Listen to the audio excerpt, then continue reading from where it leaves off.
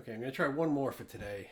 I'm not having one of my better days, but I'll try to do one more lesson. I wanted to do something on the tune "All the Things You Are" because that's one of the sort of standards, and there's great reasons for it, right? The tune is in A flat. It's almost always played in A flat. The first chord is the sixth chord, F minor, and it's sort of a circle of fifths: F, B flat, E flat, A flat. I will switch sounds here. D flat, G, C. Now there's where you change. You're no longer using diatonic chords in the key of A flat major. It's diatonic. It's diatonic. It's diatonic. It's diatonic. It's diatonic. It's not. It's not. The G and the C are both. Those notes are both in A major, A flat major, but it would be G half diminished in C minor. But instead you have G7 to C major 7. You sort of temporarily tonicize C major, right? And then C major becomes C minor, and you start that same progression, except this is the sixth chord now.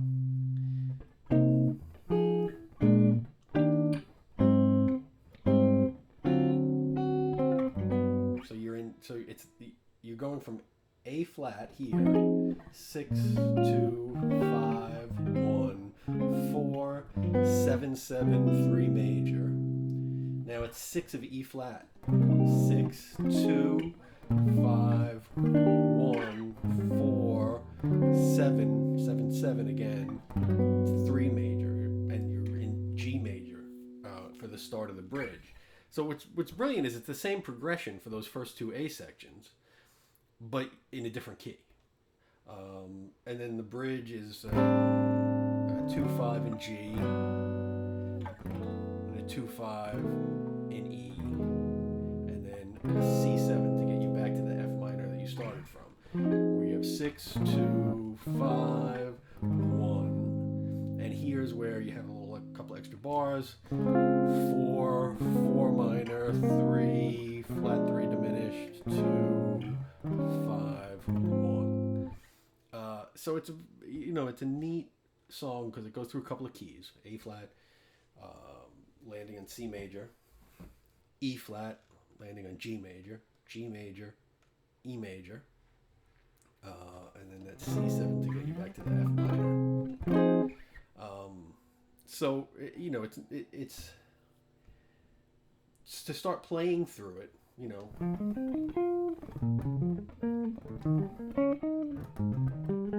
Arpeggiating through the changes.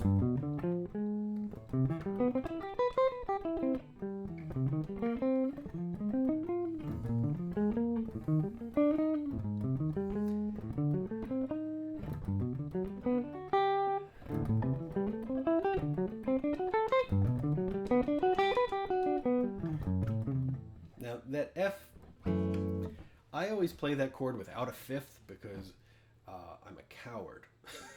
Because some people will play it as a half diminished. Some people will play it as a minor. So I just don't play a fifth. That way you leave it sort of dealer's choice for the soloist on how they want to deal with that.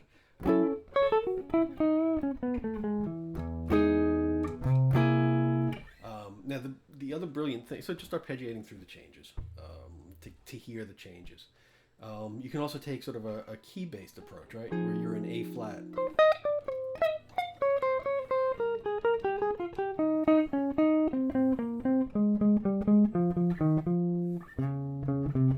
Until here. Where you're in C, and now you're in E flat.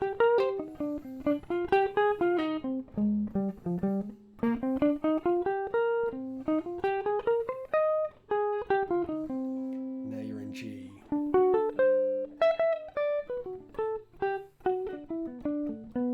You're in G.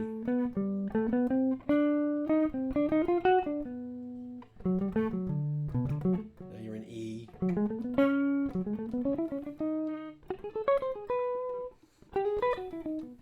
C augmented. The other brilliant thing about this song is the melody. The melody is just a series of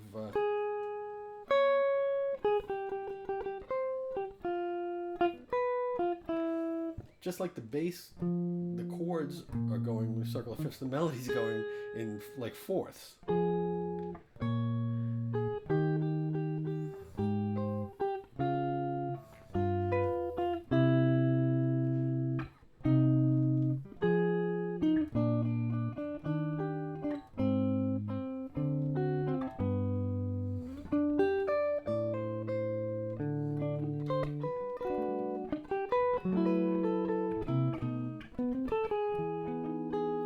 This is a brilliant spot, right, where you get that. In one of the other lessons I said it was an enharmonic change. It wasn't really enharmonic. It was sort of a pivot note. Here it's enharmonic. It's here, this G sharp on the E major is sort of G sharp on the C7 sharp 5 is A flat. So the spelling would change, but the note stays the same. But you have that.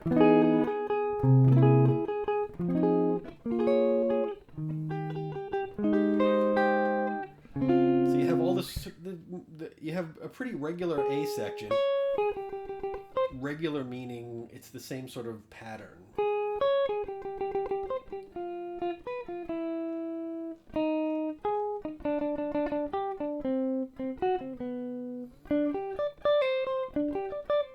Then the bridge has some nice intervallic leaps. And then you're back to that A section where you have that. And then you have a great leap. So what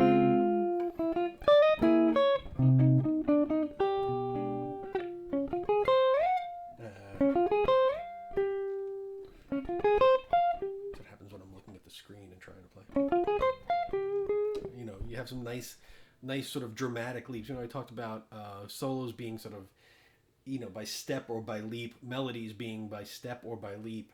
And when you have a big leap, it's a dramatic moment in a melody.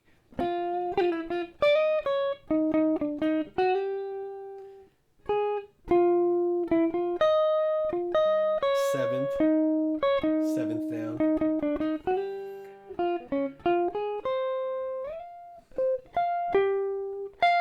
Seventh again. So there's lots of neat stuff there. That's a tune that you can work on endlessly, and there's always sort of meat on the bones of that song. There's always some new thing to find.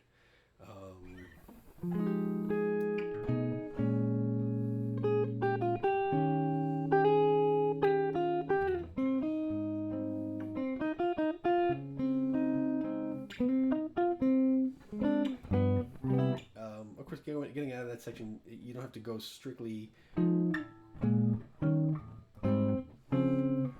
can kind of, when you get to that D flat, you can put a 2-5 to C instead of just going G7 to C. You can usually, I think people think of that 2-5 being there.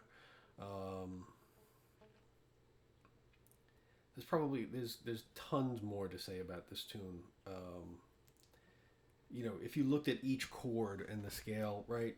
If you take that approach, F minor, which is A flat major,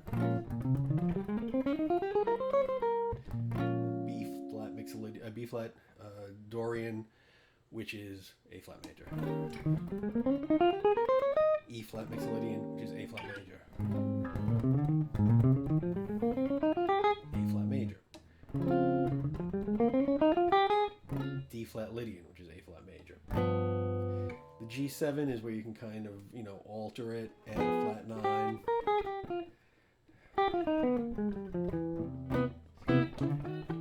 And the same thing with the E flat section. C minor is E flat major. F Dorian is E flat major. B flat 7, B flat Mixolydian is E flat major. E flat major. A flat Lydian is E flat major. And then, again, you can do the 2-5, the A half diminished to D7 to G. So you can think of, that's why I think this is one of those tunes that thinking of like a scale for each chord seems less useful because it's the same notes for the first 5 chords. 1, 2, 3, 4, 5. It's the same notes. And then when you get to this section, 1, 2, 3, 4, 5, it's the same notes, you know. So, but just playing the notes of let's take those first couple of bars, right? If you play random A flat major stuff, it's gonna not sound like the changes. So you want to play. You can play. You're in A flat that whole time, but you want to be in A flat and reflective of the change of the moment.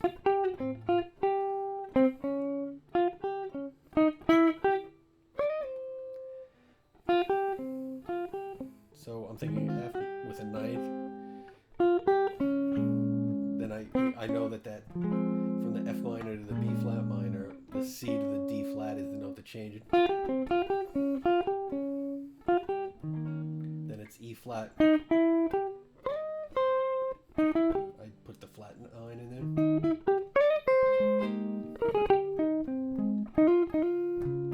For the D flat, I hit that F because it's the third. It sounds like the chord.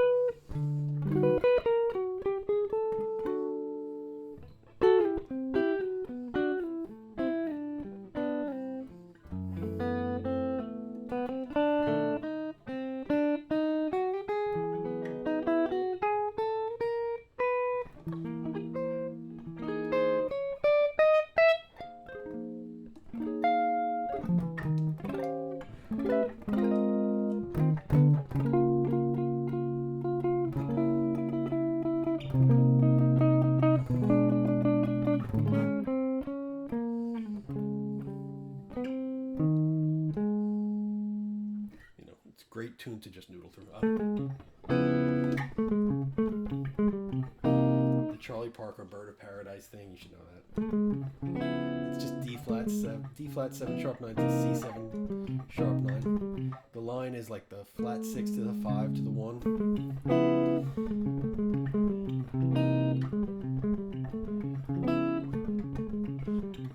So that's a useful thing to know. Anyway, it's a little bit about all the things you are. Hopefully this will raise more questions than answers, and you'll get back to me with some questions, and I'll try to answer them. All right. Stay healthy.